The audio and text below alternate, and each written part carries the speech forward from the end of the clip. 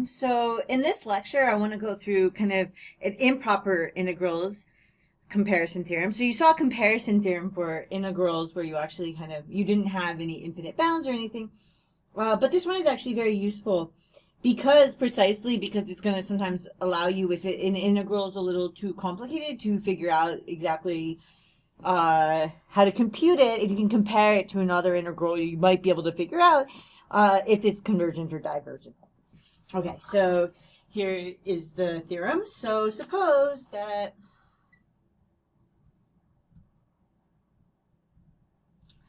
we have these two continuous functions. So I have f of x and g of x are continuous functions. So the first thing is we're going to suppose that this f of x and g of x are continuous functions.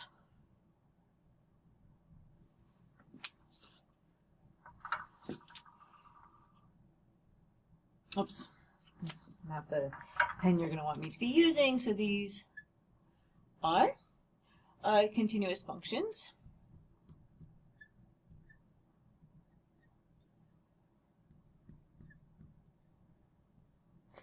And we have that. So the second thing that we want is that we're always going to have that f of x is greater than or equal to g of x. So we have that f of x is always going to be greater than or equal to g of x. And g of x is going to be greater than or equal to 0. And this is going to happen for each x that's greater than or equal to a. So a is going to be some kind of real number. Okay, so this is our setup. In this setup, we're going to have that certain things are true. So once we're in this setup, then we're going to have two things that are true. So then we're going to have, so the first thing that we're going to have is that 1, if we have that the integral from, and we're going to go up to infinity, and we're going to start at this a, so that's the a that's there. So if this is convergent,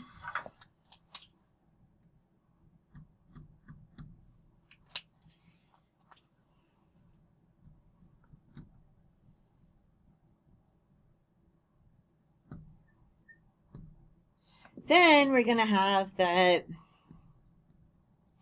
the integral, and right, so you could kind of imagine, so this one is always bigger, so if it's convergent, you're going to be able to guess that g of x has to be, that the integral over g of x has to be convergent.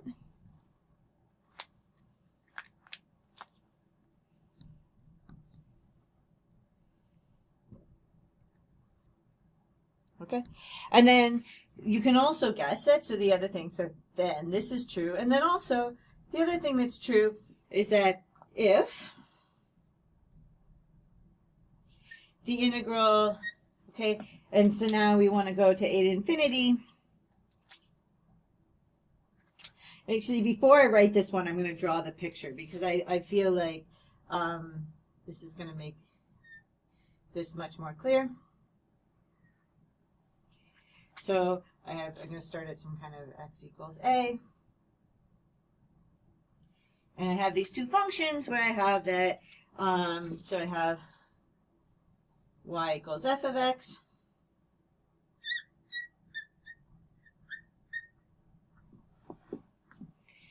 And I'm going to have, what color was I doing? The other function, g of x. And then I have g of x is always going to stay underneath here. So this is y equals g of x, right? Then you could kind of guess, right, the fact that, and we're looking at the area beneath these, okay? So you know that this area is going to be smaller than this area, okay? So if this area is finite or converges, then this one must be also, okay?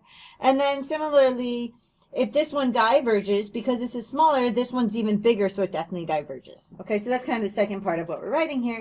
So if this,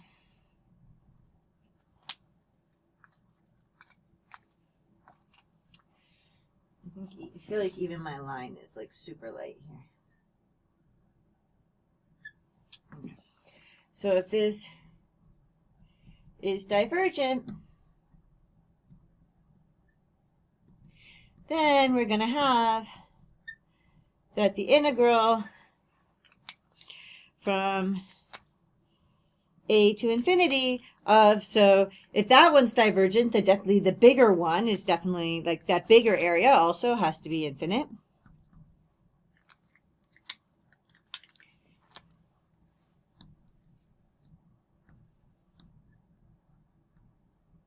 Right.